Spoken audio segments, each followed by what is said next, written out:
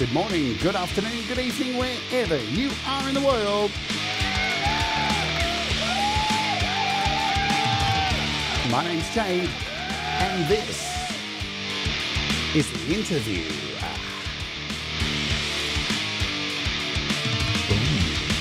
And today my very special guest is Ara Cristina Hernandez. She's from Texas. Her music is unique, inspiring, and awesome. And we're going to kick off with a track called The Knife.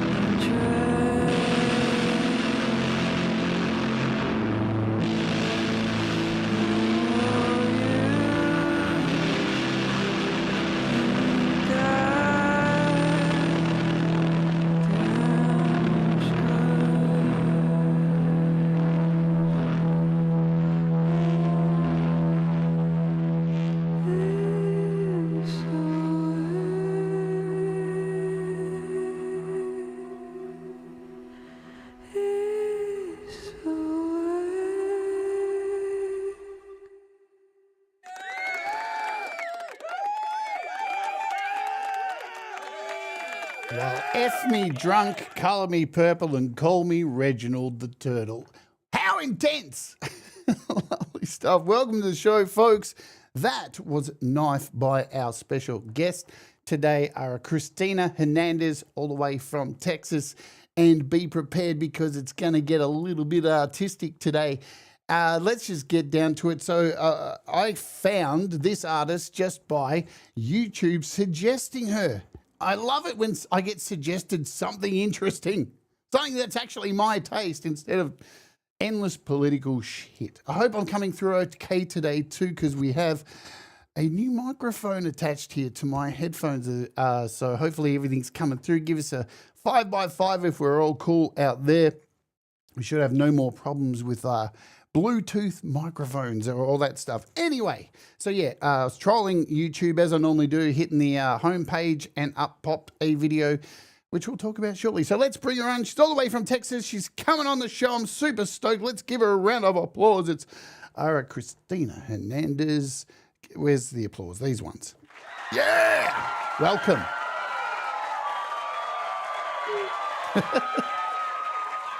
All right, settle down, settle down. How you going, Ara? I'm good. I feel very amped up by your introduction. It's very like exciting. So Yeah. it is true. Like I was scrolling through YouTube as I do. I probably hit the home link and the subscriptions link probably about 2,000 times a day, and not often good stuff comes up. But this video came up that was called "Why I Make Weird Music That Nobody Listens To," and instantly I was like, "Did somebody make that video for me?"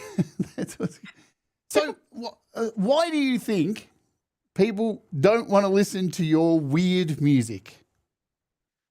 I mean that title was a bit tongue in cheek. I was just like, when you've just been making art for years and it's like, why am I doing this?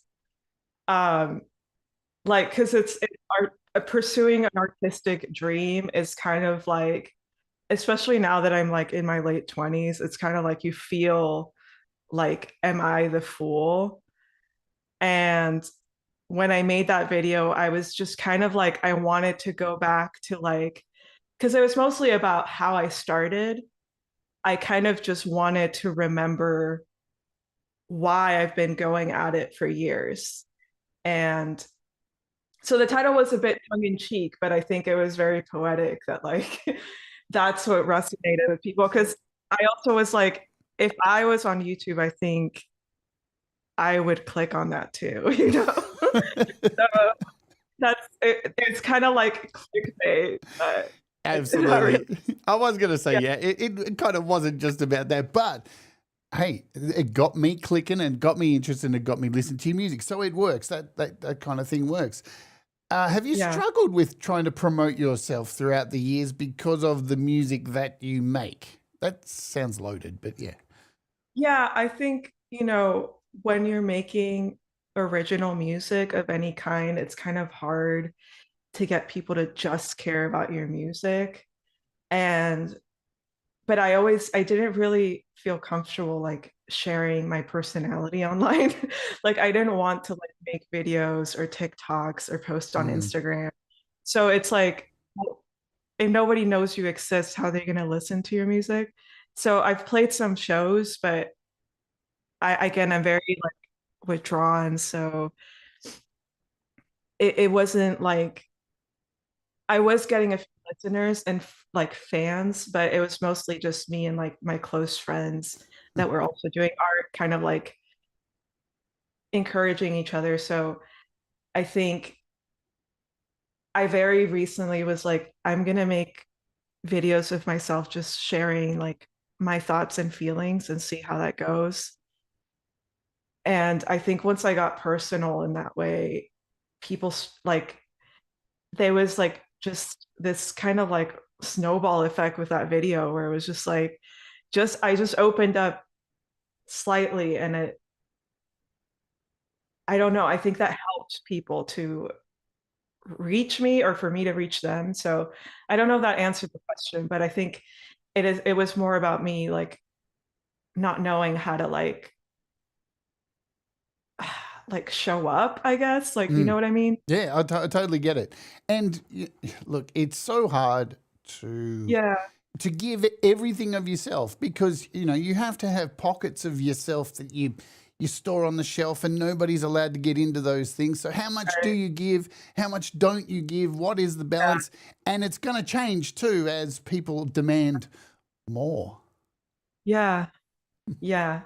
I think it's, well, when you make art, you're just sharing like the deepest parts of your soul anyway. But it's like when in terms of like making, like posting online and like making videos and stuff, it's kind of like I was always like, oh well, if people see this side of me, they're just gonna, I don't know, like I was afraid of like ruining some kind of mystique, but like nobody knew who I was anyway. So it was like, what mystique am I even ruining? But it's still like I do want to maintain some kind of like vision with what I'm doing, but it's more just like I don't regret it. You know, I feel like it's been really fruitful and really cool to see, because everyone has just been sharing their story with me. So I wouldn't have gotten to see that, you know. And you just sharing like your side of things too has been really cool. Like when you were telling me about like your noise bands and stuff, like I don't know, it's just The thing I is, wouldn't have known these things, you know. when you open up to people, Yeah. it's a really it's a scary thing, and it's a energizing thing at the same time, to be able to shed that fear and all that stuff. Yeah. One of the things that comes along with it is, normally when you're sharing yourself or something deep and dark, whoever you're sharing it to normally shares something back to you that's really dark and way darker than what you have just shared, and you'd go, "What?" That's. I remember Maybe. when I came out trans. I remember I went out with some friend, and we sat down, had a drink, and I fully went, "This is how I am now." And fully Mhm. they went, "Well, I was," just all this shit came out of their mouth. It was just like, "Holy fuck, you should be in therapy. Why are you telling me that?" People trust you when you open up. That's the point I'm trying to get to, and I think that's really a thing that really gets musicians over the lines these days. Look at things like American Idol. You can tell, I even know the whole concept of it is flawed and ridiculous, and they spend 3 months trying to prime these artists to, no, we want to see you. And then when they finally get to the end and show who they are, they go, "Well done, you win. You win an album that somebody else wrote." And you're like, "Well, why the fuck did you just make me show who I am for 3 months?" But Yeah. that's the thing. As soon as you've got a story, people really engage. That is what I'm seeing in my very limited experience. Yeah, and you've probably seen it in the way your numbers have grown on your channel, but we'll get to that. So let's hit you up with the 4 questions everybody gets asked on this channel, one by one. Ara Cristina, what does music mean to you? Ooh, that is loaded. I have been thinking for a long time. Um, but to me, it's just kind of the gap in our reason and our understanding. Like there's so much we can't express just through words. And for me, music has been, it's both like a container and an outlet for me because I'm a big music fan. So even when I just listen to music, I feel like I'm able to move through the world in a way that I don't have access to when I'm just before I discovered I had the connection to it. So um, I think it can be like a source for freedom because our world feels like increasingly constrictive and oppressive. And I think when I let myself just move through sound, I find myself just like I find things that are I didn't know existed by myself. I just it's like I start like unraveling. Um and it's really like I feel like I'm finally able to like let go. So I think yeah, music is that kind of like missing piece in our understanding and communication. I think it allows us to communicate to things beyond the physical world, things beyond our understanding that is logical and um, known. So I'm really fascinated by that, like unknown. You know, Yeah. there are a lot of crazy conspiracies in this world at the moment, and most of them don't deserve any air at all. But one of the conspiracies, which I don't hear anybody say because it's probably not one, I'm just making it now, is that the music industry seems to have contained music into this ownership of that we own it, we own the monetary, the structure of it all, we own how it gets into people's eardrums. Do you think that's because they realize that music is one of the things that can it forms revolutions? This is the thing. In the 70s, Woodstock and Take Acid, Drop Out, people changed the world through music. And now, music, I don't know, if it doesn't have a product placement next to it, it has no value, it seems. Have we lost the revolution in music, do you think, Ara? I think it's happening, but just in like some dude's basement, you know? Like Right. it's like if you go to like a house show where there's like a guy like with a bunch of noise boxes or whatever, like that's probably where all the like alternative thinkers are gonna be. But yeah, if you're just like hoping Sabrina Carpenter were revolutionized your mind, and no shade to her, but it's like it is kind of like it does seem that the mainstream music realm has always been about like enforcing the status quo, and thus like the underground is about like as above so below, kind of where it's like it'll flip and like poke at the status quo. And I think it's really interesting how the status quo has like or like pop music in general has drawn so much from like the underground noise scene, Yeah. where it's like you see like Arca like kind of like doing her like Arca thing and like as like a pop girl, you know? So it's like it's really weird where it's like she was underground and then she went to like the pop space. So I think it's like it's not an either or, but it's like maybe in some cases yes, in some cases no. It's like with all things. But yeah, I think it's what we see in the mainstream. I think we're a lot like there's a lot of like ear fatigue with just like the same sounds. And like Yeah. I think it's interesting how sometimes they'll pull from like more experimental, like hyper pop was kind of like a like an underground like radical like LGBT thing that like became a mainstream like where it's like now mainstream artists like draw from that sound, you know? So it's I don't know how to feel about that. It's funny. I've been watching a few videos on kind of theses on young people making music at the moment, Yeah. and that there's this real. The consensus is that there's a whole lot of really original, unique, sometimes violent, really strange stuff coming out of the youth at the moment and people are scratching their heads going, why is this? It's like, it's the world you've created, you idiots. Like, this is what you've manifested. And I'm actually really excited for the next few years of music with a lot of young people. I can see some really unique genres smashed together that are not going to please common pop lovers, I guess. So that's promising. Yeah. I think the youths are up to some weird stuff.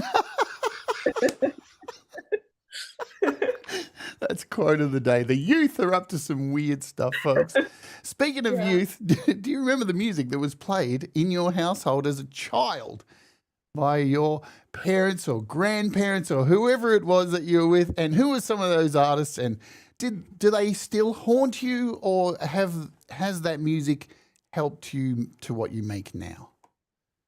Yeah, I mean, my mom like always told me that she would put speakers like or headphones on her womb and she would play Nice. she would play the Smiths like on fetus like Ara like she would uh so I feel like I was duped from the start, you know, but I think it wasn't as much like the household, but just like driving around because I did move around a lot and go back and forth between cities a lot. So she really got me into like The Cure, Depeche Mode, The Smiths, and then my dad was more um like listening to like U2 and that kind of thing. So it's it was a combination of like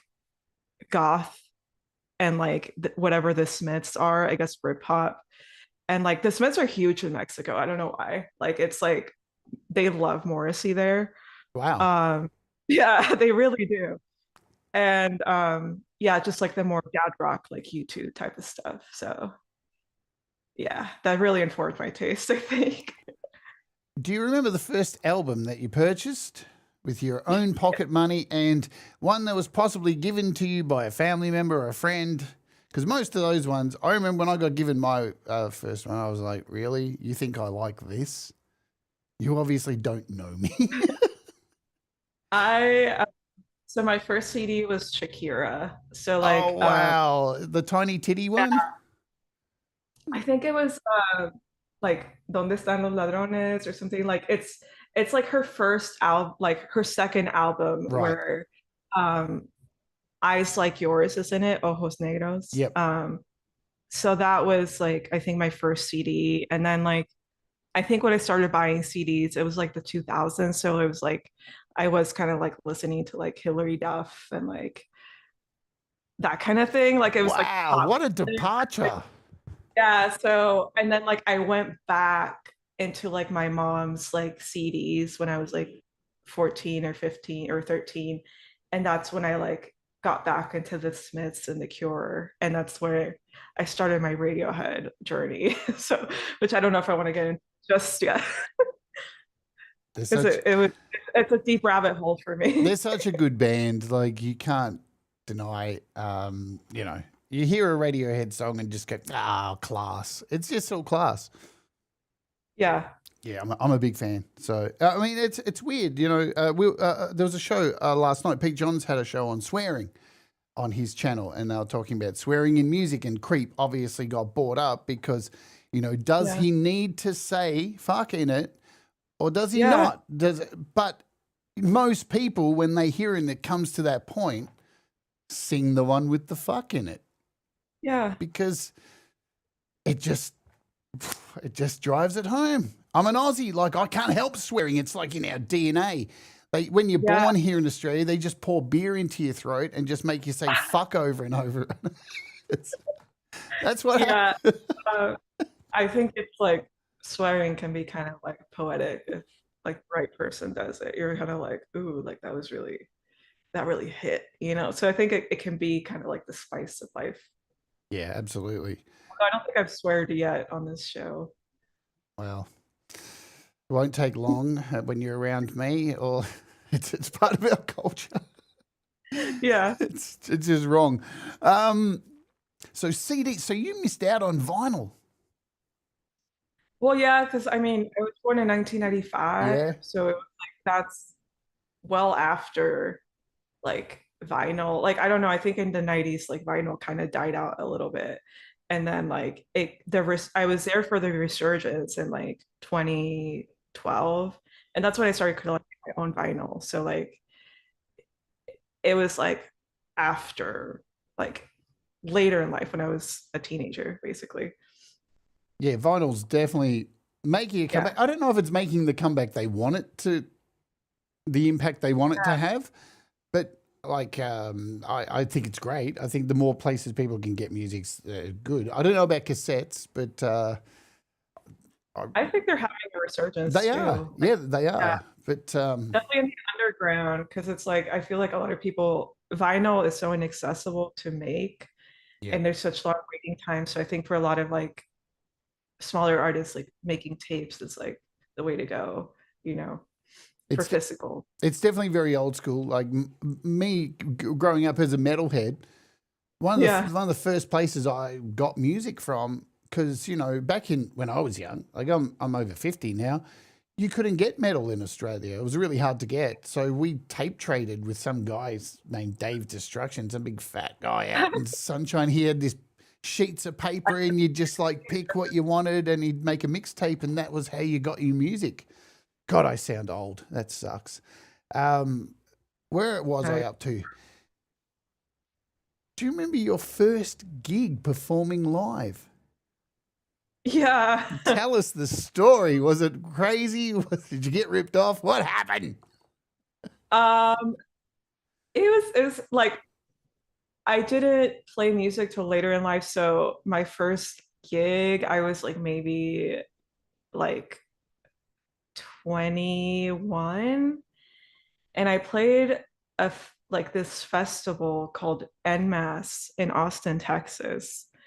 And it was actually pretty legit. Like I got paid $200 for that. And I was like, wow. But cost it took me to like be able to do it was more than that anyway. But um it was good. It was just kind of like I just played in this gallery. Um and like five people were there and it was kind of like I just at the time I was just kind of playing my guitar as like in this like kind of instrumental like ambient context where I just kind of made loops and like just made sounds. Like it was very like I had planned my improvisation kind of, but it was very um unstructured in a way too. So it was very nerve-wracking, but I think I did okay for my first gig. Like I think a lot of first gigs are more bad than that. Like at least there were like a few people there, you know, but yeah. Yeah, there's nothing worse than playing a gig to nobody. There's Yeah. a comedy show called there's this TV series called Bad News, and they're a joke metal band. And at the end of this TV series, they get to play this big gig, and they've been building up to this gig all the way through. And Yeah. when they get to the gig, only two people turn up and a dog. Yeah. And at the end, they're counting all the money, and the guy's like, "This, sorry, this is all we made." And the bass player says, "You didn't let the dog in for free, did you?" Yeah. It's a bit like that sometimes. Yeah, I've definitely played shows just for like the other bands and like the sound guy that's there and like the bartender. And that's like, but it's like I don't really um take that experience to heart. I'm kind of like, well, this was practice. And Yeah. actually like those gigs were like kind of nice because it was like, well, be like performing in front of people makes me really nervous. So like I was in a weird way more confident because like nobody was there. Like Right. so, yeah. I've got a little clip here of you performing live. Let's bring this in. Here we go.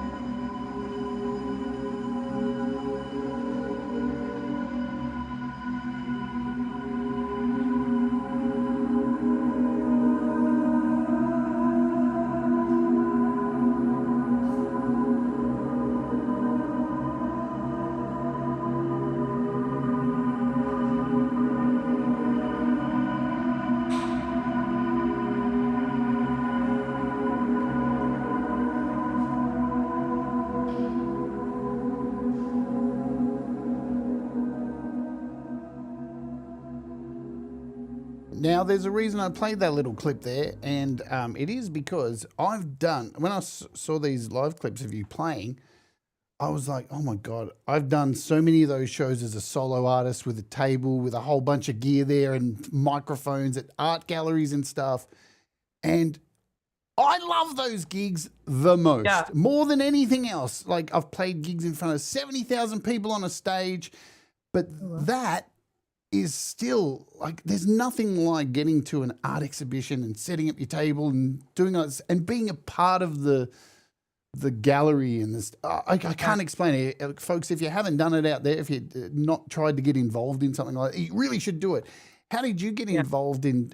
Because I know have you done stuff with galleries? Yeah, you have, haven't you? Or, Yeah. So there was a first show that was part of a festival that was at a place called Dimension Gallery in Austin. And that particular clip you just played is at Data Lab in Austin, Texas. And every week they host an experimental music night called Me Mer Mo Monday. So nice. I've been able to play that a few times because I'm kind of the person that runs it, Melissa. I built a relationship with her over the years by just showing up and playing my set and being, it's like, I think once you get involved in the experimental music scene in Austin, it's kind of like you kind of know everyone, and it's very like small and also very like open. So Yeah. it's I love playing those shows because it is like just being in like a community setting. It's just and they were doing some visuals at night. So like there's always kind of like a visual component, and that kind of allows me to get even more immersed in the experience. Yeah, so I those nights are very special to me for sure. Yeah, and many people probably wouldn't even be aware these nights go on. Like, there's a heap of clubs here in Melbourne, these tiny little clubs out in Northcote and stuff where it's a gold coin donation to get in. Nobody wears any shoes. It's just, it almost is like going to a hippie commune. Yeah. But, and there's definitely no problem. I don't think I've ever seen any problems at a extreme noise kind of thing. At punk gigs, yeah, absolutely. I've seen people get glassed in the head, but never anything like that at that kind of style. I'm going to play a track, another one of your tracks, and we'll come back and we'll say hello to everybody who's here in the chat. So this is Shadow Offering. So kick back, folks, grab a drink, do whatever it is you need to do. I'm going to play this, and then we'll be back shortly. Let's Oja.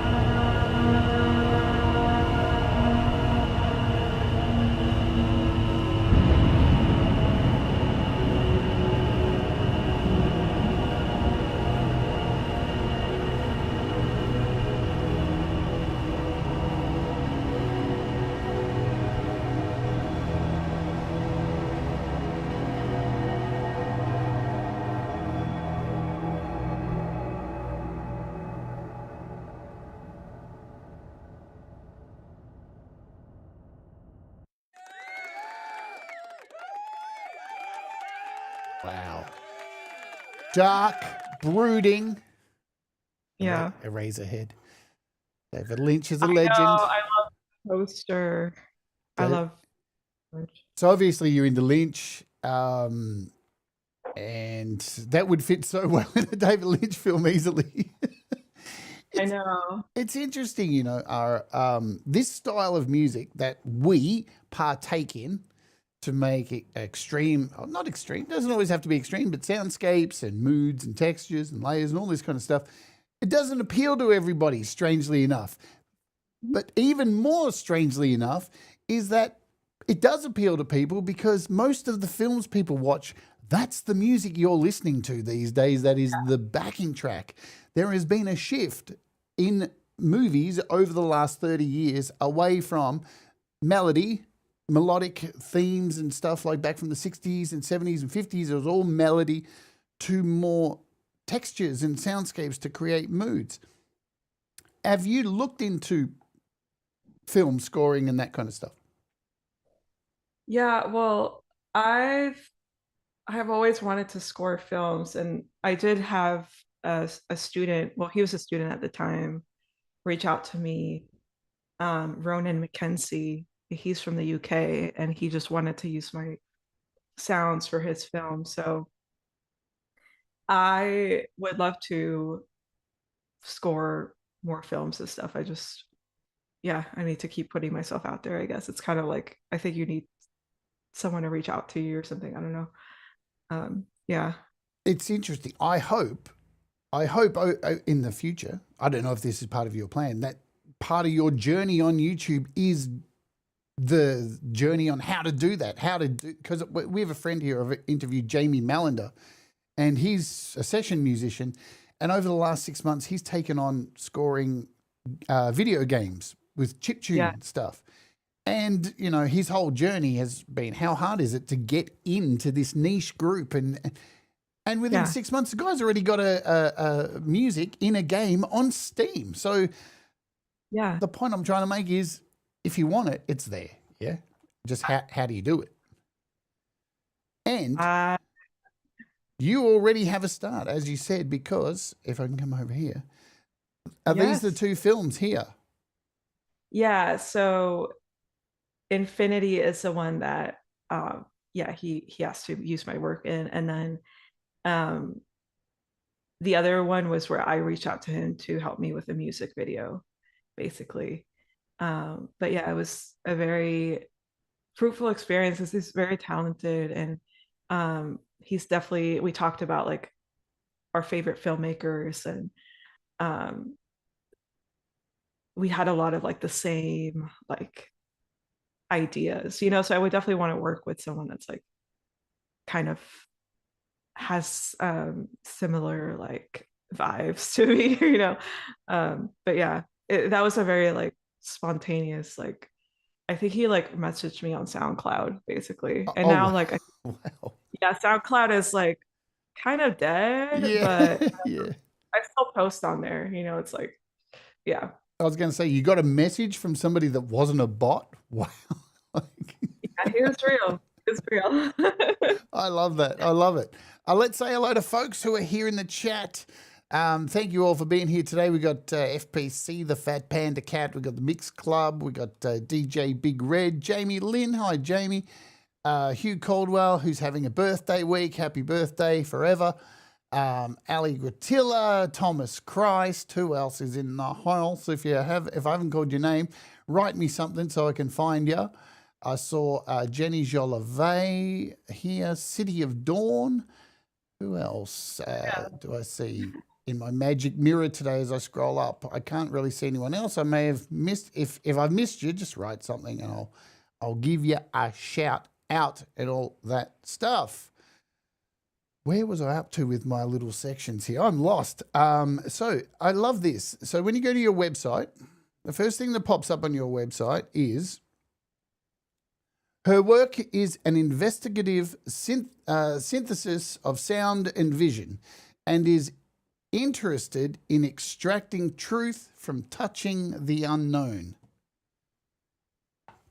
What the fuck does that mean? I think I love that it. kind of I love it. to like what you asked me before about like, what music means. And I think what I was trying to get at in that was the process of like using sound to kind of like channel like an unknown, like the unknown, the unseen. Um, so that's kind of how I um communicate with sound or use sound. It's like I'm trying to like pull a thread or resonance that like draws me to it. And um it's like exposes something that I'm like trying to figure out, you know. Like it's very, I guess, esoteric is what I'm getting at. I love it. I think I love a beautifully written little blurb. And what's nice about it is it's not long. So I'm Yeah, showing you guys. This is really important when you're writing a blurb, yeah? So yeah, you, sometimes when I have guests on, I'll ask for a bio and they'll send me like 3 paragraphs. yeah. And I'm like, that's way too long, guy. Like, I'm only going to put it in Chat GPT and tell it to condense it for me. So, Oh my God. Yeah. and it works really good. But like how let's go back because I've jumped ahead. I've actually missed where I'm normally at. So school. I like asking this question about school. Was music a part of your schooling when you were young? Was it something that was offered as a class? And if so, do you have to learn the recorder? Um, I didn't really have a lot of like, I did have to play the recorder at some point, Right. Everyone has to. It's a passage of way. but there wasn't a lot of like music, I guess, like in school for me. Like I kind of just was very like studious and did sports. And then like once I stopped doing that is when I kind of started becoming more like weird and artistic. But Right. I didn't start playing guitar or anything till I was like 19, Oh, basically. wow. Wow. Yeah. So it's like that's one of my like, I guess like imposter syndrome things. I didn't start early enough, Nah, you know, but that's rubbish. Yeah. Yeah. It's so was there a spark? Was there something that was there a moment or anything or something in you that you remember that drove you to want to make music as opposed to listen to it? yeah, I mean, I think I wanted to make music for a long time. Like in high school, I remember like really wanting a guitar. And I think I like kind of just talked to my mom about it. And I don't, it's like I'm not in a very musical family. So she was like, well, like, where do I get you a guitar? Like, I don't, she didn't, like, she was like, I'll sign you up for piano lessons. And I'm like, no, I want a guitar. I want to play Radiohead songs.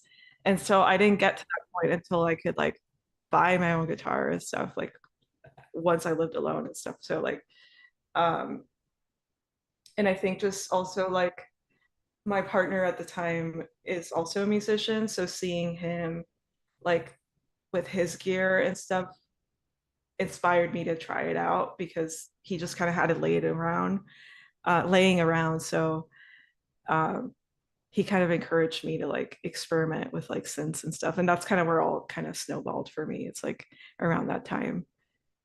Yeah. Ali Gratilla says sport to avant-garde music, balanced brain hemispheres. It's I interesting. don't know what that was. Look, when I was young, I played a lot of sport too, I listened to a lot of music and did a lot of drama and all that stuff. But I played a lot of sport, and it was mainly because my dad wanted me to play sport. Because Yeah. he was like, if I've caught you dressing up in girls' clothes a few times as a youngster, I think if I make you play football, that'll make that go away. And it was like, dude, you just put me in a situation where I'm in a change room with 30 guys naked and you're worried about me being gay. Okay.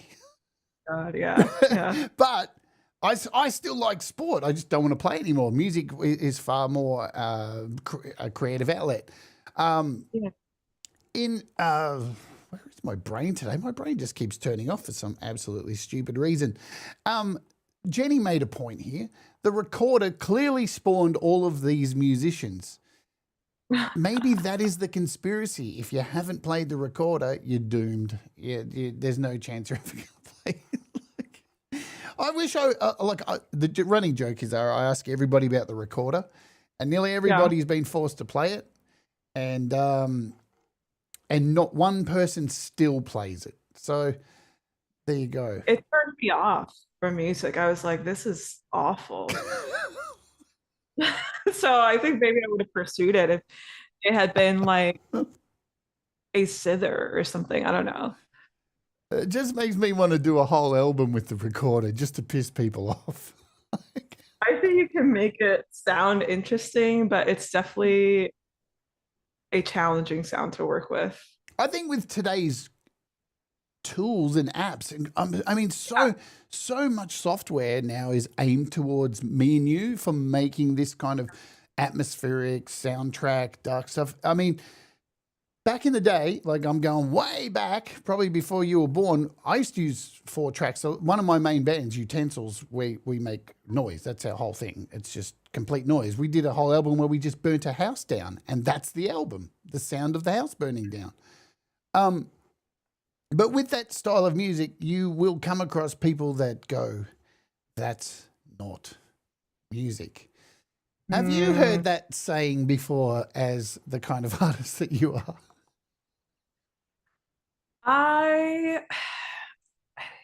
I've definitely had like negative feedback, especially early on when I was like still kind of finding my way. And especially now that like YouTube video blew up, it's like I think one guy was like, I'm gonna check out your music. And then he commented later, I just listened to it. It's awful. And I'm okay, thanks for telling me. So I don't really take that sort of thing very seriously, but I think when you're making like more avant-garde music, for a lack of a less pretentious way to put it, or even just noise music, there's always going to be haters. They're like, well, noise is not music, but I don't know how to like take that seriously, because if it's not music, why does it matter? Like, why? I don't know. Why does that matter to them? I don't get it, you know? Yeah. Like if people enjoy listening to walls of, I listen to a lot of white noise just at home, like literally white noise. And I enjoy it. Same. Yeah, it helps, I don't get care to sleep. Yeah. So it's like, it's not less valuable to me than my favorite artists, you know? It's just a different kind of like, if you make something with a certain artistic intention, it's obviously going to have more like an emotional narrative than just noise, is what I'm getting at. It's like the fact that you made noise with your friends, it's like that's an attest to like the day that you had and all of you coming together creatively to make that. So it's very that's where like the emotional attachment, I think, comes to it, you know. Yeah, and like Jenny says here, it mattered enough that they needed to comment. Yeah, it's true. And like, here's the thing, and look, I can't tell you how many wasted nights I've had with like-minded musicians about genres and genre defining and breaking genres and destroying sound and all this kind of stuff. You know, I'm really into destructing sound, breaking it apart, putting it back together. But all music comes from some kind of frequency, some kind of sine wave, and white noise is a fucking snare. Like in electronic music, the noise in a synthesizer, you can replicate a snare and a hi-hat just by gating it. Everything comes down to a sine wave or a square wave or whatever it is. So it still is musical, but do we have time to argue with people like that? No, because we're enjoying what we make. You know, it's like what, like they're arguing while we're like having fun with noise, you know? Exactly. And Thomas says here, who are they to dictate others' taste? Well, that's it. Taste is subjective. Music is subjective. It's not always how you fear it. Les Nagy says, I fear the brown noise. Mate, don't worry about the brown noise. Fear the brown that can come from it, right? The noise is not the problem. I mean, brown noise, like unironically, is very soothing. Like it's just, Yeah. it's like it's kind of like people say it's uh like fake news, but it's like it's really just like it's like the lower tones. Yeah. So kind of like if you prefer higher tones, you could go to pink noise, but it's all very like I don't know, it's kind of like do you believe in like binaural beats or something? I mean, I don't know, they're real, but do you believe in their effects on like health and stuff? Listen, I've made a lot of weird music before and stuff that was intentional to try and hurt brain waves and try and make people shit themselves. And I've never seen anybody shit themselves from the brown noise. Right. It's Yeah, just not real. brown notes. It's what they mean. It's like Yeah. I think Adam Neely did a video where it's like he explored if like people would actually like shit themselves if they heard a bass frequency low enough. But yeah, I would love to see it. Don't get me I think wrong. Like, I think it's all like a hoax, but yeah. yeah, And yeah. look, there's been times, here's the thing with sound though, there's been times where I've played some form of frequency and it's been so loud that I can actually feel something changing. Like I can feel I don't know if Yeah. it's my mood or my chemistry. So there's definitely like something to Yeah, no, that's very changes. interesting about how like sound resonates through our body, like especially when we go to like a concert and obviously those speakers are just so loud and like the subwoofers and stuff, and it's like your body becomes an instrument of that too. So I don't know. So, whoa. I'd like to see this one. Yeah, Somebody unalive themselves using sound waves. I'd like to investigate that further, FPC. oh, okay. I don't Yeah, know. I don't look. They're probably listening to it when they did it, but I doubt the sound. Come on. yeah, I mean, there's definitely a lot of weird things you could do Yes. with sound. Like that's something I wanted to investigate, like learn about is like psychoacoustics, but I don't, it all gets very like crazy. I don't know. I got yeah. Like it definitely. I do love music that and obviously like there's a market for stuff like meditation and sound waves and stuff because these apps that people buy are killing it. These subscriptions of people downloading these apps on their iOS devices, listening to it. So it's obviously doing something for people. So it's real. Yeah. Like I remember back in the day when you're a little kid, heavy metal was being targeted as causing people to off themselves and do dumb things and be violent. And America was running this thing. Tipper Gore was saying, it's all evil, and all this music got banned. And people were actually coming out of the woodwork. There's this video online back in the 90s where a guy says he's from a German institute, the Planck Institute, I think it is, where they do tests on frequencies, and he reckons that there's frequencies out there that make you keel over and your guts drop out. Oh God. Oh God. And he's verbalizing this in public without any evidence. I can't see that happening. So if so, look, I would love to know how to do that. It probably wouldn't be good to maintain fans if they're all dying from listening to your music, but whatever. I really doubt it goes that far, but I think there's just like just interesting ways like sound interacts with our bodies. Like there's an artist, I forgot her name, but she's French, and she did this thing where she like makes the third ear, where it's like she plays certain frequencies that make you hallucinate another frequency that's not there.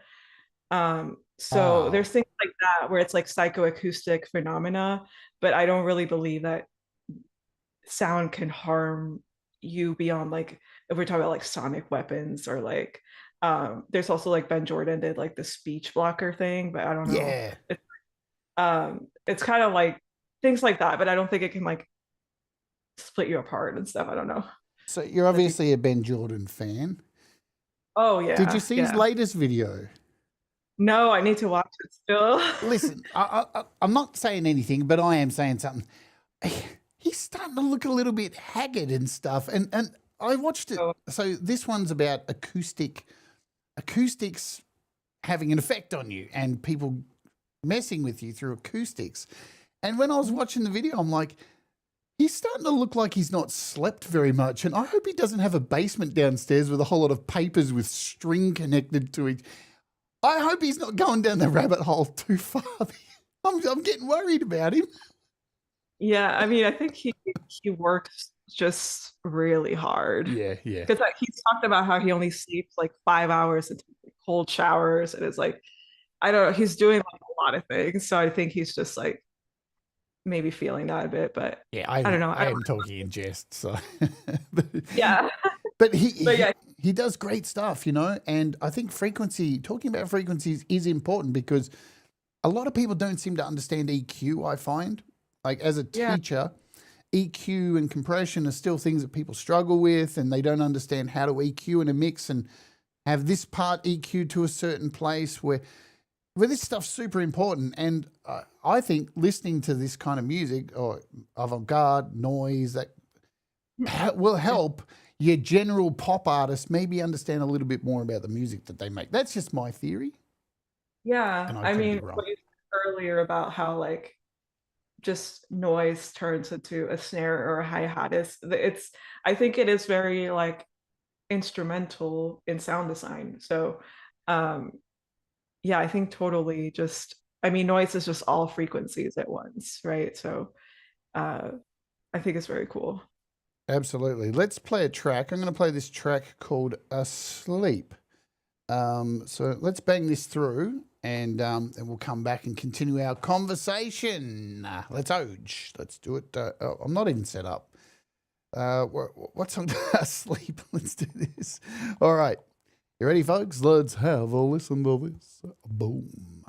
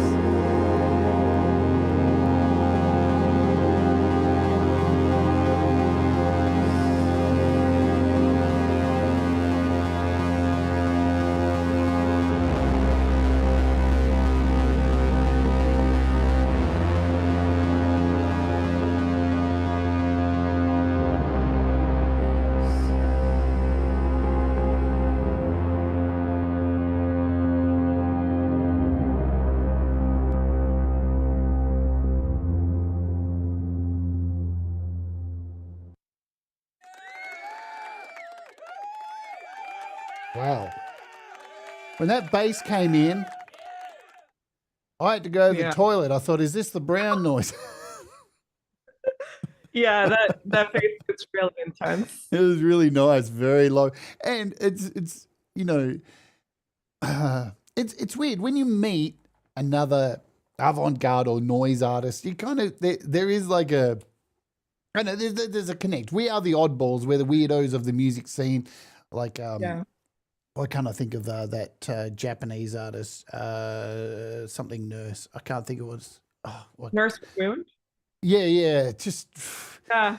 And I put videos like that up on my Facebook, and people just go, "What the fuck is that?" Like, I know. Like, how often do you talk about Nurse Wound on this show? well, I talk a lot. Well, I listen to a lot of that stuff. So, and we've had some noise artists on here a bit. So, but I want to get into the process of you putting together music. Mm-hmm. So what you mentioned in the chat, have you got a real Moog? Is a real Moog? Yeah, so that's the Mother 32. Wow. And I love that synth. Yeah. The just filter. It's just the bass, like the Moog bass, I think is really delicious. But yeah, my process is kind of all over the place right now because I play guitar, I sing, I produce on Ableton. I have like a tape machine that I do more like ambient tape loop type of stuff, and I really love pedals. So I kind of have a lot of ways to kind of start a sound, and I kind of just I think most of the time I'm like looking for a weird sound that will just kind of like inspire me, whether it's like something I produce in Ableton or something that comes out of like my tape machine. So that's what inspires me more than like I don't know. It's hard for me to like make music from the top down where I'm like, okay, I want to write a song in the key of B flat major, and this is what it's going to be about. Like it's very like it all just kind of snowballs from like I want to explore, like I want to experiment with this, Yeah. And like you mentioned in the chat that you're using a 4-track. So is that on earlier stuff? So what has been the growth of like building? So obviously I'm assuming you started like on a 4-track and bouncing stuff back and forward. We've all done it. Like, my first Tascam 4-track was the best thing ever. Yeah, I actually started digitally, but it's like the 4-track later as like a way for me to like, I don't know, I was just getting really burnt out on Ableton and stuff. And this was, I think during 2020 is when I got like a Porta Studio. Yeah. Now I have another like bigger Porta Studio that has like the pitch shifting and stuff. They're really expensive, Porta Studios now. Yeah, the one I found was not too bad, but it's kind of like it doesn't fully work, so that's probably why. Right. Yeah. So it's not like the main. I don't know. I think it gets too complicated if you're like doing real like multi-track and like going back and forth between the tape and the computer. It's more like just a resource for me just to like kind of get into a different frame of thinking when I record than just like perfecting everything. Because I don't know, digitally you can get really into a perfectionist mindset. So it kind of allows me to kind of like get away from that. And then it gives me like a starting point or just like a texture to work with. And I really just love the tape hiss, that just that. It reminds me, like I've had, do you know who Heinbach is? Oh yeah. So I had Heinbach on the show here, and Oh it was amazing. It was so cool. Like he's like to me just a god, and having him on here, and his philosophy is very much around that. Sure, he's done collaborations and released apps with like Audio Thing and taken his hardware and recreate it. But you don't see him using those apps. You still see him using that vintage gear, and even like he donated a whole lot of his gear to a museum, and now hundreds of weirdos every day get to go to that museum and just bring their backpacks and their laptops and use that fucking gear to make their music. I think that is so cool. Yeah, it's. I think four tracks are really really cool recording device for making this music. So I can see how you've gone back to it. I've got a bag just full of 4-track cassette tapes. There's got to be at least 200 tapes full of avant-garde stuff. And every time I look at buying a new Tascam to play it in, $1,000, $1,200 here in Australia. Oh, wow. And a lot of them aren't working. And then you've got to try and find the little belts for them. And the belts alone cost like $300. Just ridiculous. Yeah. So that's what's holding me back from doing it. Yeah, I don't think it's that expensive here, but I think the one I got was like $200. Oh, wow. Look at you.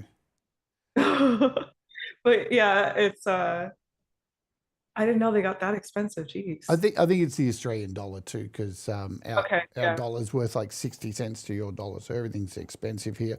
I've gone past our halfway point. We normally run an ad at the halfway point, so I'll do that now. And while you guys are possibly getting an ad, let's see, where are we? So yes, you may get an ad or you may not. If you want to avoid the ad, you can just hit skip or just become a YouTube Premium subscriber and you won't see any ads anymore. But while I run the ad, I'm just going to give you a preview of tomorrow's walk with me that is coming here on the channel at the same time as usual.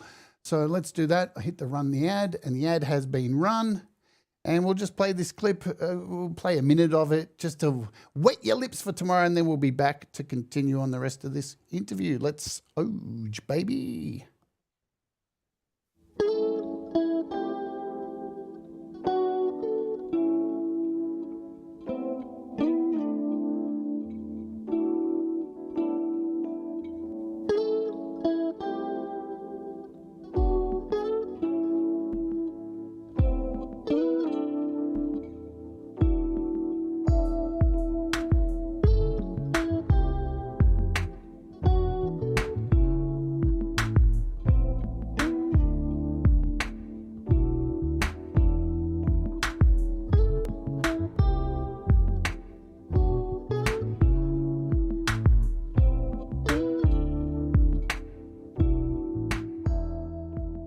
Welcome back, folks. So that's premiering tomorrow here on the channel at the usual time that everything takes off every day here on this channel. Walk with me. I went to a place called Fitzroy in Collingwood, and it was full of really cool clubs, vintage clothing, and heaps of fun stuff.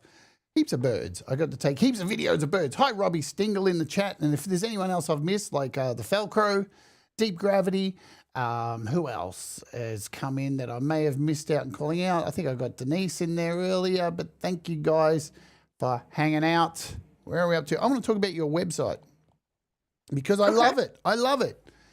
Really? Yes. Here we go. Ooh. Let's go here so we're both on the screen at the same time.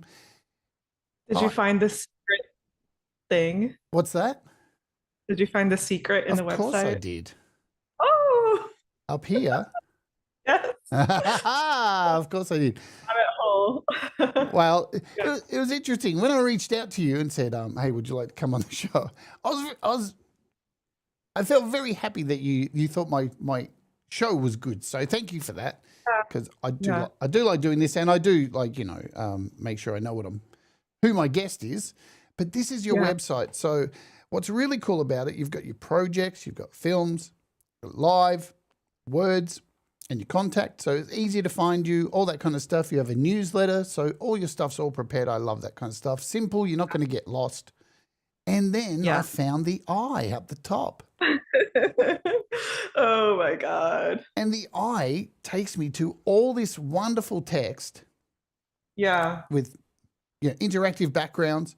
And one of the lines in each of these texts, it's like a choose your own adventure. Yes.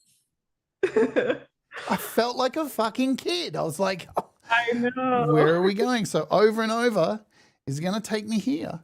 And there's Oh, multiple paths because you can see yeah. there's links. And I don't want to give all of it away. I want people to go and play, but there's multiple links that take you down different paths. Mhm. So 100 points from me for that because I think that's really cool. And I know my website's absolutely cluttered as fuck, and I'm about to redo it thanks to ChatGPT. But Yeah. we've got projects in here. So this is where all your music is. So 3 albums, Yes. a bunch of EPs. These are all available on Bandcamp and on streaming services for the most part. We've got film. So this is where you guys can go over to see some of the stuff that has been put on short films and such. And we're going to play this clip soon. This is the Anthea. Is that how you say it? Yep. Yeah, I think it's Anthea. It's like a Greek name. Yep. I don't know. We've got words. Yeah. So I like that. I love that kind of text, just words. Yeah. And this is all people who have sent what they think of your music, which is really cool. Yeah, it's from like blogs and like you know, publicity kind of stuff. Yeah, no, Yeah. very clever stuff. Very clever stuff. And it's just neat. And I found my way around really easy, was able to find all your stuff. So kudos to that. And I can Yeah. just see like how this has the potential to even grow, get better Yeah. and better as time goes on. So I love that so much.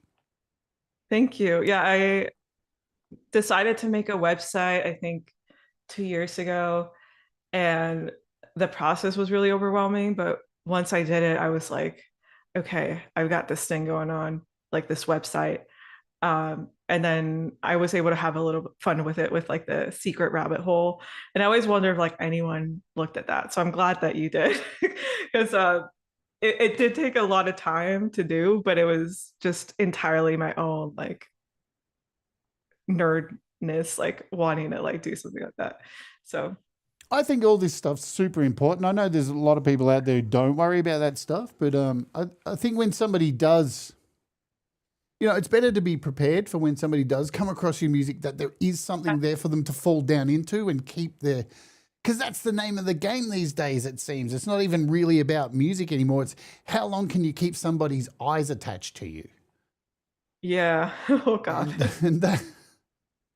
And Yeah. how long is a piece of string? Like it's really hard to keep people attached. Hmm. Yeah, I find that for sure. And speaking of, let's talk about your YouTube channel because this is so interesting. I'm just going to load it up. Again, when I found your channel, I was like, all right, cool. And then one of your videos is like, let me just bring up the channel. Oh my God. I'm not going to play any of the videos or anything like Okay, that. no, yeah. I'm just saying. So 7 days ago, you put up a video saying 500 subscribers, a quick message to thank you all. 7 days ago, and you're up to 1,130 I know. subscribers. You are so behind your subscribers. So Yeah. what has happened? How has this taken off? How do you know? Is there a rhyme or reason? It's just that video, like the one where I'm like, why make weird music? For some reason, 16,000 people decided to watch that, and then they subscribed to me from that. I think that's where most of them come from, I think. And yeah, it's very strange. And yeah, I do need to make like a 1,000 subscriber special or thank you note, something. I wanted to figure out how to live stream, and this is like my first foray into something like that. So yeah. It's funny because I think a lot of musicians are here in the chat. Nearly everybody here is a bloody musician who's here in the chat. Most people watch it's musicians, and we all know the curse. The curse is, as a musician, you get to 300 subscribers, and then it's a real struggle.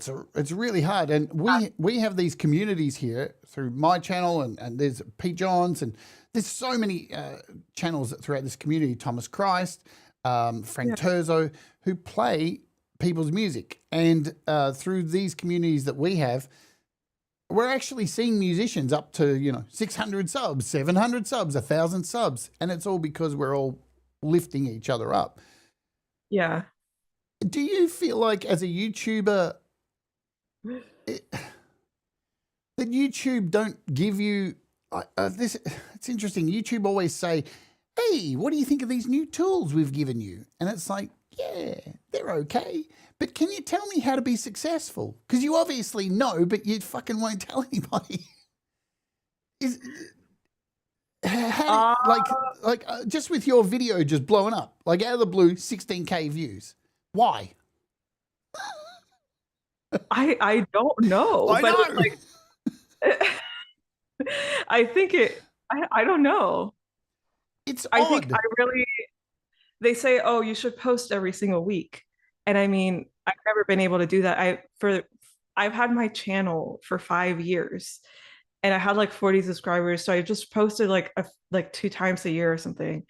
And then something came over me a few weeks ago where I just made a video of me talking about some personal things. And I was like, for some reason that kind of like reached more people than usual. It wasn't much. It was like 600 views or something, like in a few days, which was a lot for me. And then I was like, maybe I'll make another video where I talk about things. Like, I don't know. So I made like 3 videos, and the weird music one was the third one, where I was like trying to post more, but I was like, I just wanted to talk more than like do, because I think it's hard when you just post music. Yeah. Music YouTube. I don't know why it's like people don't want to watch like original songs or covers or things like that unless they know who you are. So that was kind of part of the thought process. It's like I wanted to share my thoughts or like how I saw the world. But I didn't. I thought maybe this will be my first video with 1,000 views. Like maybe I'll get 100 subs. It was like I didn't think it would get to that point. Honestly, like I was just kind of like I knew I did put a lot into it. Like I knew it was interesting, but I didn't think it would be like that, you know? Yeah, and I've gotten like my first hate comments and stuff, and that's when you know it's like really reaching other people, like the algorithm or whatever. I don't know. It's weird. Yeah. Comments are interesting Yeah. on YouTube.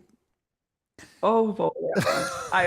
My first time like seeing it, how they really get kind of crazy. Yeah, I had a comment last night on a video where I reviewed an app, and somebody left a comment last night saying, the app's not working. And I very kindly went, I'm sorry to hear that. Here's the email address for the developer so you can reach out and let them know. And they're like, no. And they responded saying, no, you do it. You've got more clout. And I'm like, but I'm not the one having the problem. Like, it's working on my iPad.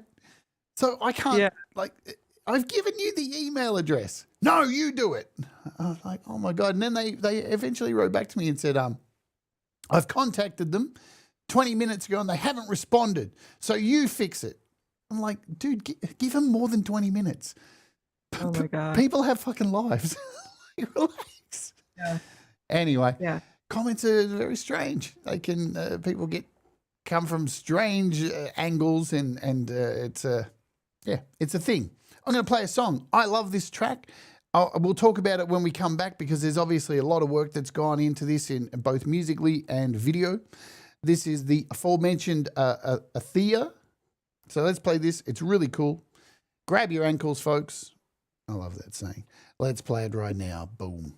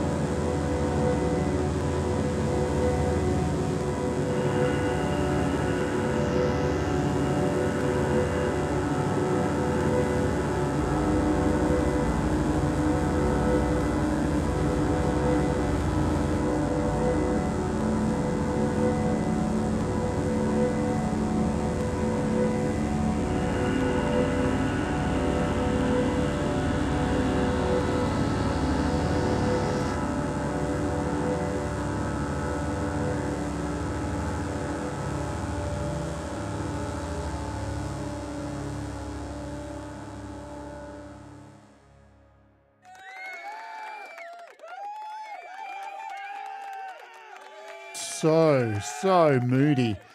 Tell us, how did this all come about, the production? How did you get involved in filming it and putting that together? I signed up for like Austin has this place called Austin School of Film, and they just do a lot of like one-off classes. And I signed up for like an experimental 8 millimeter class. And so that film was like a project like that I made as like the class. So yeah, I shot all that on an 8 millimeter camera, and then they helped me process it by, well, actually, I developed the film myself. Like, I went into a dark, like literally a dark room, not even like a dark room where the light is red. It was completely pitch black. Right. And I had to pull around and put my film in buckets. And I was actually having like I was kind of panicking a little because it was pitch dark. And then they projected the negatives onto the wall and filmed that. And then that raw footage they edited together with a lot of just Final Cut Pro. Like, I don't know, it was very like me attempting to edit, you know. It's wonderful. It just reminds me of a short film. So Yeah. it's a beautiful piece. Hello, James Myers, who's joined the chat. Paws and Guitars. Hello. Joe Glenn. Hello. Welcome. As soon as I saw it, I was like, oh man, this is pure art. This needs to be in a film. And somebody wrote here in the chat, you've got to do a video, got to do a making of video. It'd be really interesting to see how you brought this to life. Yeah, look, that's such a thing. Like, we were talking before the show about, you know, you're possibly thinking about going live and stuff. I'd be super fascinated in watching your process. Yeah. Your left brain or whatever it is that makes us like this weird noise shit. Yeah. Yeah. And it's like, it's funny that makes it so hard to like figure out like streaming software, like, but I don't know, I could be pretty technical too. So I think I could figure out how to use OBS and stuff. I mean, you were telling me just how much goes into doing these streams, and this is like you facilitating this has allowed me to like have some of the experience of that. Because I really, when I made that video, I had so many comments that were so like meaningful and personal, and I was like, I want to be able to find ways to connect to this community of people. Like, who are they? Like, because they all had very interesting stories. So if I did a stream, I'd maybe like have more of a real time. Like, I love how much of a community you have going on here, like seeing the chat and stuff. Like, I think it's really cool. You know, I watched a YouTube video yesterday from a guy. I think I'm going to do a rant on this. And his thing was, the video was called How to Destroy Your YouTube Channel. Oh, wow. And I was like, oh, I'm interested in this. Obviously, like your video, it's just pulling you in. And the 5 things that he said, sure, they will destroy your YouTube channel. But at the end of the video, it was so clever. He was like, so there you go. There's how to destroy your YouTube channel. But if you'd like to make your YouTube channel go off like a frog in a sock, just do the opposite of these 5 things. That's a fucking clever video. That's really clever, because we spend so much time trying to cater to an audience that we don't know to build a community. And so you're just in a dark room throwing darts. You know what I mean? Yeah. So I'd be super interested to see your process and hear that going. And look, you got no problem with OBS. Here's the thing with OBS that people look at OBS and get scared of it. It's like producing a video. You just gotta spend a week or so building your OBS scenes and just building it and making it. Once you've done it, it's made. Like, and each day you just log in and it works. You know, so it's just like anything. Got to spend the time to make it look all right, and then you're done. There's so many tutorials anyway. It's ridiculous on YouTube. So I'm interested in like how you will kick off a song. Do you think of a word or some kind of shade, or is there a thing that kicks off a spark, because obviously there's not a lot of lyrics with a lot of stuff, even though there are stuff with lyrics. Because this style of music isn't like, oh, I met somebody and fell in love. It's not really the way you write this kind of stuff. So is there a jump off point for this kind of music for you? Like a texture, or like is Yeah, it's hard to explain. I'm always like writing. So I'm always I mean on my notes app and also like just on my journal. And I do have a list of words that I keep and phrases. Like I'll just write things that like will interest me. And it's kind of like a commonplace thing, like a commonplace book where it's just ideas that interest me. It's very abstract, but yeah, a lot of my song titles come from that. It's like I call it my symbolic repository. And yeah, it's just like a way to like pull something. But usually there is, I think, like just a sense of like I have an overwhelming feeling that I need to express through sound. And I don't know, for me, music is just very intuitive. Like I try not to force it because I don't know if I feel like a traditional musician where I'm like practicing my scales every day. And I mean, I'm always listening to music, I'm always singing, but it's not like a very rigid thing. I kind of just find like a sound that interests me. Like I bought a Russian zither off of eBay. Oh wow. And yeah, it's like just a lap harp, and I just playing that with like delays and seeing where that takes me, that sort of thing. Like where I just experiment like with sound. The thing I love about experimental music is that there are so many ways to start a song. I don't know if you've ever heard of this project called John Zorn's Cobra. Mm-mm. So basically, John Zorn is this saxophonist who's very avant-garde, Jewish Yeah. saxophonist, very avant-garde. Done stuff with Mr. Bungle, and it's just really obscure stuff. And what he has is this game called Cobra, and it travels around the world. And they will land in your city, and then they'll scope out all the kind of avant-garde artists in that city and contact them, and then bring them into a venue for a one-night only show.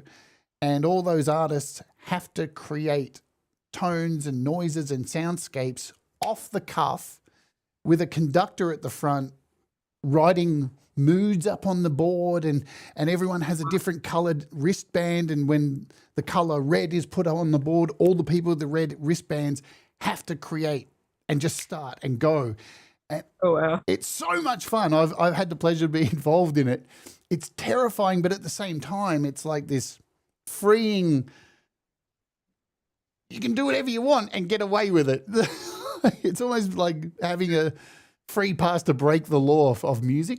And I'm wondering, where you are in Austin, Texas, is there a community of avant-garde noise artists that you get together with regularly and do that kind of stuff and make stuff? Yeah, well, there's definitely a lot of like, weird like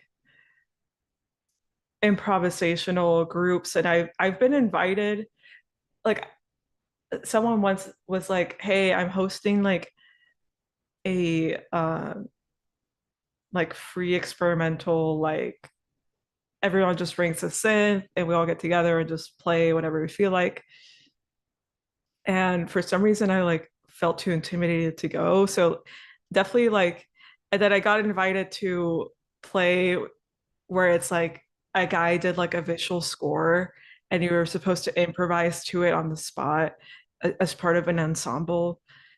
And I also felt like that was too intimidating for some reason. So like Oh, I definitely like have, there's definitely a lot of stuff like that here, but I haven't like delved too much into like free improvisation with other musicians because for some reason it's like I find it really intimidating. I don't know, but maybe it's something I should try because I do just kind of make stuff solo. Yep. Only child syndrome, I guess.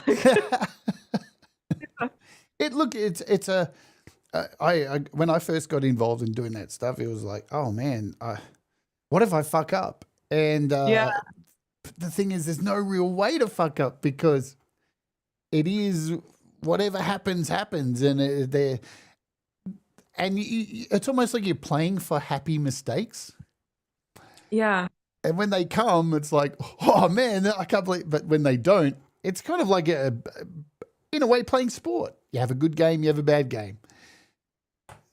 Sometimes it's going to work, sometimes it's not. And if you're able to get your head around that and know that sometimes this noise shit's not going to work, it's with multiple musicians.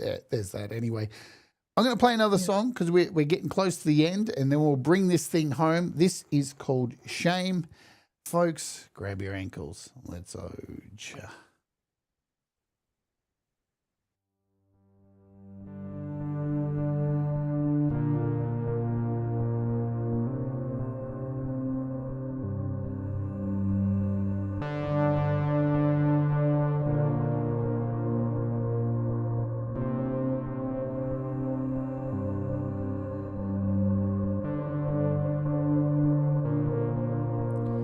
Such a shame.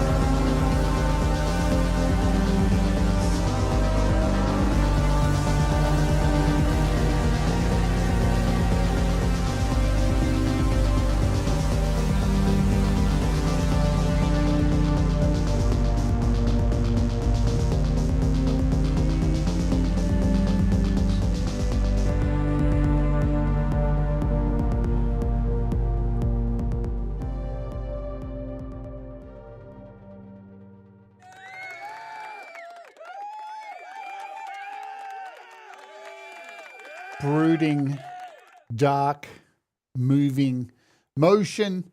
Yes, I kind of agree, Robbie Stingle. When I first came across Ara's music, I was like, oh man, reminds me of Scars and Shadows, another artist in this community who's wild. She's been on this show too. She's amazing.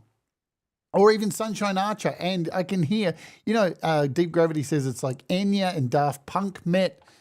It's always interesting what people think. Like being a musician, you hear what people hear in your music.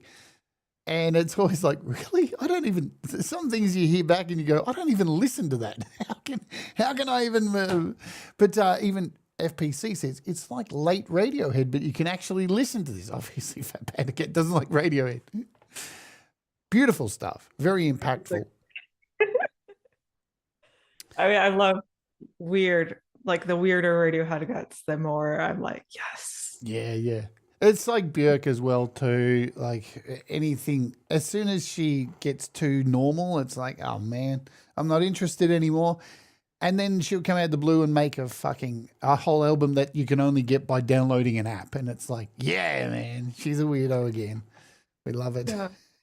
It's interesting, the weirdo term, because I always remember being called weird and taking offense to it. And these days I'm like, really? I know. Yeah. You like me? For some reason, people have always called me weird. It's like, I don't know. They can just sense that you're not a normie. And but it's like, you're like, I'm not even doing anything weird. No. And you think, it's like they know. And at some point I was like, you know what? I've been called weird my whole life. I'm actually going to be weird now. And I started being like weird on purpose. So it's funny how people have, you mentioned normies. A lot of normies out there have their construct of what music should be. Right. And then anything that slightly deviates from it is like, oh my God, whoa, the fucking Chicken Little, the sky is falling. This is the end of the civilization. It's like, no. It's just the same sounds presented in a different way. Like the same scale over and over in a different way. I think people are more open-minded with visuals for some reason. It's like they'll go and watch a weird and fucked up scary horror movie, but they don't want to listen to like the sonic equivalent of that for some reason. They're like, I don't want to feel like unsettled by sound. I don't know. Like, especially like you see a lot of like pop artists, they also have really weird visuals and you're like, whoa, is this going to be a really weird song? And it's just like a pop song, So I don't know. It's like, I think people are more, maybe because you just have to see it. Like you don't really have to do a lot of work to see, I guess, but deep listening takes a lot more work and it takes a lot more from you. But I don't know. I've always liked stuff that challenged me, like either visually or mentally, sonically. I like it. I think that's the thing. You've summed it up. That is it. Things that challenge us. I mean, I subscribe to that doctrine. I think most people could make pretty generic music. You can do it with the tools that we have, the modern day DAWs and stuff. You can put out stuff easy without even writing anything. It'll give you the chord structures. Logic will give you chord structures, automatic piano parts. You can do all this stuff. It's pretty easy. But to be able to challenge yourself, I'm assuming you watch some pretty challenging movies as well. Yeah, I mean, I wouldn't say they're like the most challenging, but I love Tarkovsky. I love just weird, like I have a Criterion channel subscription, so I love just seeing things from like Poland and like, just weird like communist era cinema, things like that, where it's like it's just so out of like the norm of what comes out on Hollywood, and it just takes you somewhere else completely. I love it. My friends come over. Well, if I have friends, and I never show them my DVD collection because I'm pretty sure out of the entire 600 DVDs, they'd probably know 3 films. Yeah. It's like, You're a pretty big film nerd. and whenever people have come over, I'll be like, let's watch something. I'll put on like Dancer in the Dark by Björk, and they just leave my house going, I'm never coming to your house again to watch movies. That's a Oh lie. my God. I love that movie. It's And it's the song she did with Tommy York for that. yeah, it's such a hell movie. You know, I think Yeah. with movies, I like to put myself through the craziness of like. There's another film called Happiness, which is Yeah. possibly the most unhappy movie you'll ever see in your life, and it just Yeah. pulls you into it, and then you watch it and just go, "Oh my god, I feel sick. This is so dark," but I can't stop watching. I've always loved horror movies and like movies that made me feel bad for some reason. It's like I think it's just exploring that darker side of the psyche that really draws me to it. I don't know. It's really fascinating because you don't really get to explore that in day-to-day life. Like you don't talk about those things with people at work or school. You're not allowed. So like just going to like the arts and like weird cinema, you can like really like explore that. So I love it. Yes. Um, all right, we are at the end. What am I going to hit you up with before we go? Firstly, I want to let everybody know all Ara's music is available on streaming services. Links are all down in the description. Of course, the best way to support Ara and grab her music is by doing this, going to Bandcamp, because all the money, well, the most of it, unless it's Bandcamp Friday, will go directly to the artist, and she has a heap of music all here. You can get pretty much all of her stuff here. Subscribe to her YouTube channel, do all the things, go and add some more numbers to her YouTube channel because she's exploding and you don't want to miss out on that. What do you foresee? What do you hope to happen going forward for the rest of this year for your career as an artiste?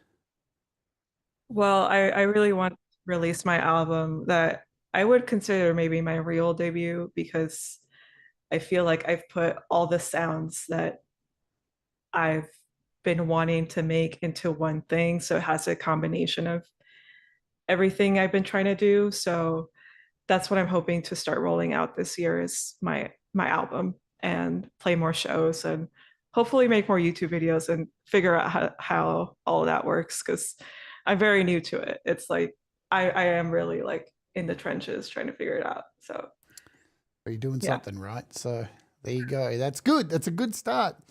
Yeah. Look, I'm a fan. That's how I found you. I officially found you through just popping up. I subscribe to you. I'm a fan. So thank you for what you do. It's very inspiring, especially to see a female artist in the noise scene. Gets my juices going Yeah. big Thank time. you.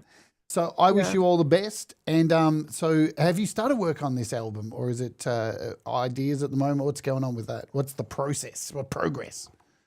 It's finished. I just need to get Oh, it wow. mastered. And Oh, it's like I wow. need to just roll it out. Like, yeah, it's finished.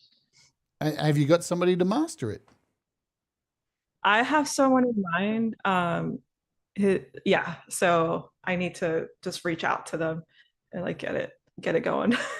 Nice. Very exciting stuff. So keep your eyes peeled. Go and subscribe so you can keep up with all of that. The final question I ask everybody on this show, if somebody was considering becoming creative, when would you suggest the best time for them to start?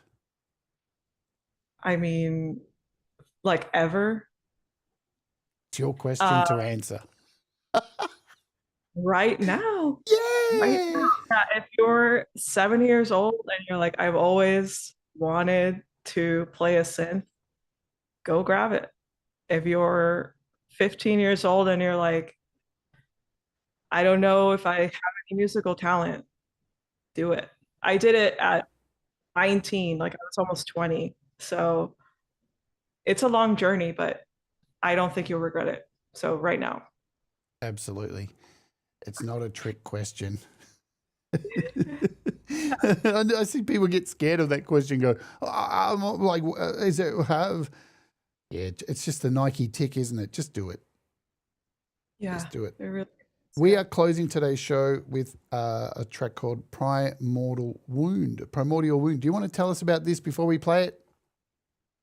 Yeah, I mean that's kind of like more of my one of my darkest songs maybe, which is saying a lot, but I think when I made that I was kind of channeling like the first wound of the world or something. Like I felt like I was channeling a very deep pain that is in the world. So that's kind of where I was at when I made that. So it's yeah.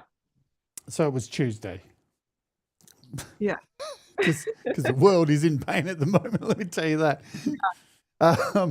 Folks, do the things all down below. I need to let you know a couple of things. So tomorrow, Walk With Me is happening, and I went to this place called Fitzroy in Collingwood. It was really fun and did lots of fun stuff walking around. But also coming up this Saturday is our usual show, The Creative Hour, where I, in 1 hour, have to write, record, and finish a song in 1 hour. And you guys get to pick the genre each week, and I have to be subjected to making that style of music. But this week, it's a little bit different. We're doing something a little bit different because one of our friends in the community, Wolfstone Studio, sent me a track last week of Ron playing guitar and singing.